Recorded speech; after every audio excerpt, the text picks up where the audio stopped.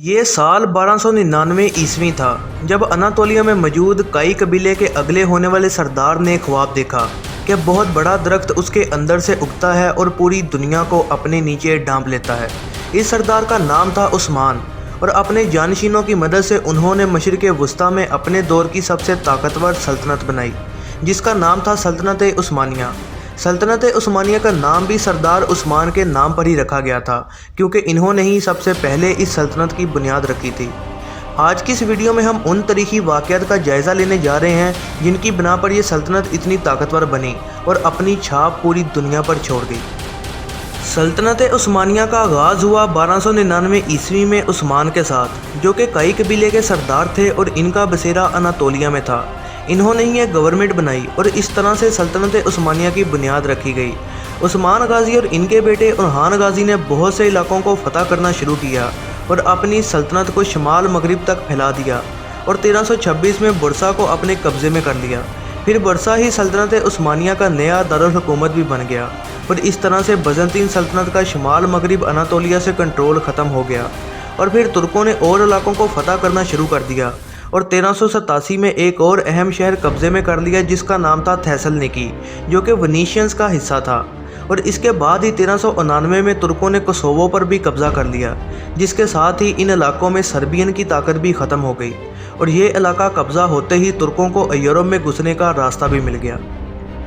फिर तुर्कों को इस तरह से ताकत पकड़ने से रोकने के लिए 1396 में एक बहुत बड़ी जंग हुई जिसको नेकोपोलिस की जंग कहा जाता है और तुर्क इस जंग में कामयाबी से जीत गए और इस तरह से ये आखिरी सलीबियों की सबसे बड़ी जंग थी जो कि वो हार गए थे और तुर्क ये जंग जीत गए थे। ये सुल्तान बेज़िद थे जिन्होंने 1399 से लेकर 1402 तक जंगें जीतीं और सल्तनत उस्मानिया को साइज़ में डबल कर दिया और इस तरह से उनको अपना निकनेम भी मिला, द थंडरबोल्ट, मतलब कि तेज़ गरजती बिजली। लेकिन बदकिस्मती से वो पुरानी सल्तनत उस्मानिया के इलाकों को ना संभाल पाए, वो इलाके जिनके दरमियान में उस वक्त का ताकतवर तरीन शहर कॉन्स्टेंटिनोपल आता था। और बाद में सुल्तान बेज़िद अंकारा की जंग में हार गए और तैमूर ने उनको पकड़ लिया और यही वो वजह थी जिसकी वजह से सल्तनत उस्मानिया में खाना जंगी शुरू हो गई।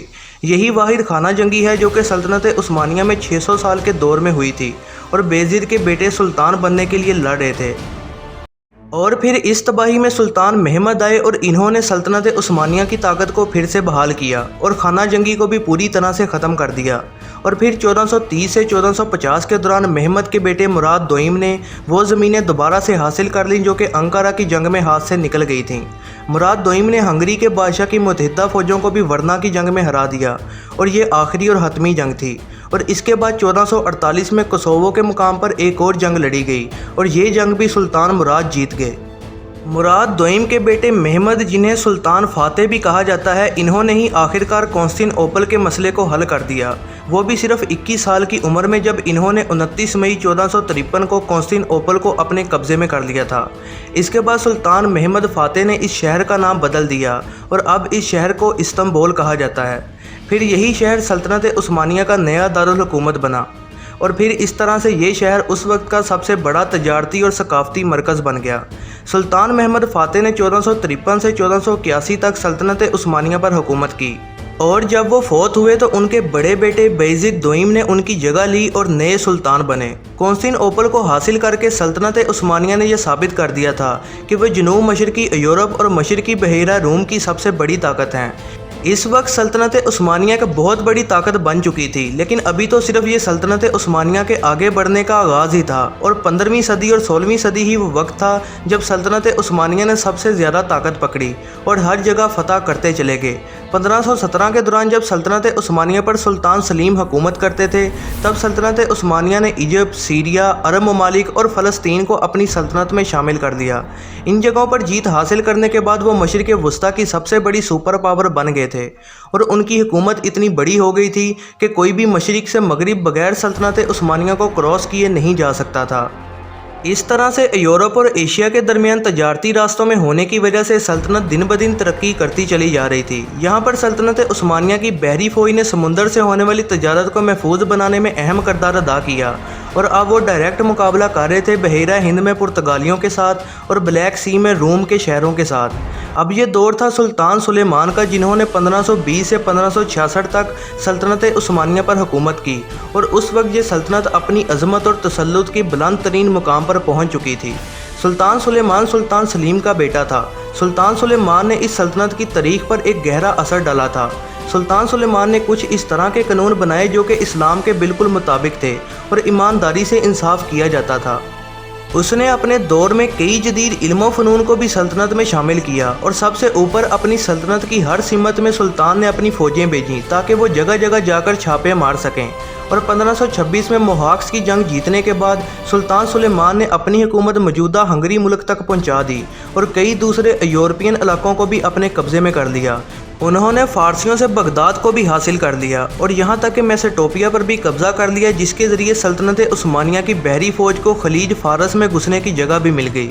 सुल्तान सुलेमान के दौर में सल्तनत उस्मानिया की उस वक्त आबादी 15 मिलियन लोगों से भी ज़्यादा थी, लेकिन सुल्तान सुलेमान की वफ़ात के बाद शुरू हुआ सल्तनत उस्मानिया का ज़वाल। ये 16वीं सदी का आगाज़ था जब सल्तनत उस्मानिया नीचे गिरना शुरू हुई, क्योंकि सल्तनत की फ़ौजों को अपने इतने बड़े इलाकों को संभालने के लिए हर जगह फैलना पड़ा, क्योंकि तब पर्शियंस और ऑस्ट्रियन बार बार सल्तनत पर हमलावर हो रहे थे। इन जंगों की वजह से सल्तनत की सारी दौलत मशरिक और मगरिब में दफाई कामों पर लगना शुरू हो गई और सल्तनत कमज़ोर पड़ती गई।